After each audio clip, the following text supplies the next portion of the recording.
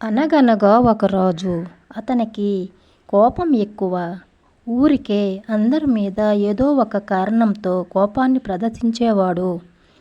నిత్యం కొలువులో ఎవరో ఒకరు ప్రభు కోపానికి బలికాక తప్పేది కాదు. ఒకసారి ఒక సామంతులలో ఒకరిపై అకారణంగా కోపం వచ్చి అతనిని వెంటనే కారాగారంలో బంధించమని ఆజ్ఞాపించాడు.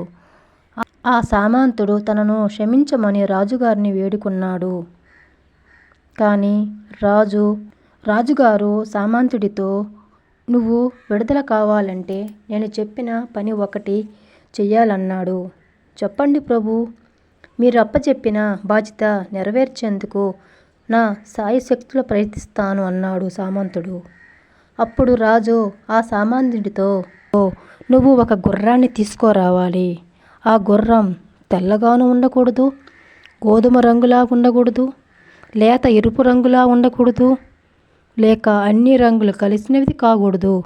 మొత్తం మీద లోకంలో ఎన్ని రంగులుంటాయో, గుర్రాలు ఏ ఏ రంగులో ఉంటాయో వాటిలో ఏ ఒక్క రంగు కూడా గుర్రానికి ఉండకూడదు. అలాంటి గుర్రం తీసుకురావాలి అని అంటాడు రాజు. ఆ మాటలకు సామంతుడు నిగ్రహపోతాడు. అప్పుడు సామంతుడు ఇలా అనుకుంటాడు, తెస్తానంటే ఒక గొడవ, తేలేనంటే ఒక గొడవ అని అర్థమైంది. అతనికి మౌనంగా ఆలోచించసాగాడు.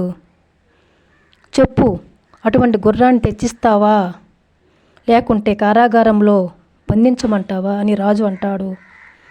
అప్పుడు సామంతుడు ఆలోచించగా ఒక ఉపాయం తట్టింది. సరే ప్రభు, అటువంటి వింత గుర్రాన్ని సంపాదిస్తాను అని వాగ్దానం చేశాడు. అప్పుడు రాజు అతన్ని విడుదల చేశాడు. విడుదలైన వెంటనే రాజుతో సామంతుడు, ప్రభు, మీరు కోరిన ఇంత గుర్రాన్ని తోలుకొని రావడానికి ఒక మనిషిని మీరు నాతో పంపాలి అని కోరాడు. దానిదేముంది అంటూ ఎవరక్కడ అని చప్పట్లు తరిచాడు రాజు. ప్రభు, మన్నించాలి, నా మాట పూర్తి కాలేదు అన్నాడు సామంతుడు. ఇంకా ఏమిటి అసహనంగా అడిగాడు రాజు.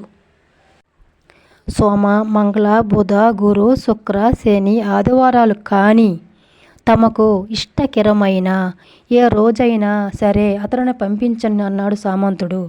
మూర్ఖుడా, అలాంటి రోజు ఎక్కడైనా ఉంటుందా? నీ ఇంత షరతు ఇంతగానే ఉంది అంటూ గద్దించాడు రాజు.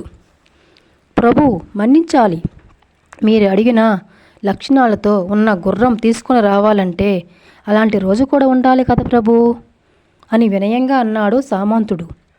రాజు ముఖం రంగులు మారింది. తన తప్పును గ్రహించి, నీ తెలివితేటలను అభినందనీయం, మెచ్చుకోలేకుండా ఉండలేకపోతున్నాను అంటూ ఆయన మెడలో నుంచి రవ్వల హారాన్ని తీసి సామంతుడికి బహుకరించాడు. సామంతుడు ఆనందంగా అక్కడి నుంచి వెళ్ళిపోయాడు. అప్పటి నుంచి రాజుగారి ప్రవర్తనలో మంచి మార్పు వచ్చింది. ఈ కథ నుండి మనం తెలుసుకోవాల్సిన నీతి ఏమిటంటే, కష్టం అందరికీ వస్తుంది, అప్పుడు కుంగిపోకుండా ధైర్యంగా ఉండాలి. ఏదో ఒక దారి తప్పకుండా దొరుకుతుంది. నా ఛానల్లోని స్టోరీలు మీకు నచ్చినట్లయితే సబ్స్క్రైబ్ చేసుకోండి, లైక్ చేయండి.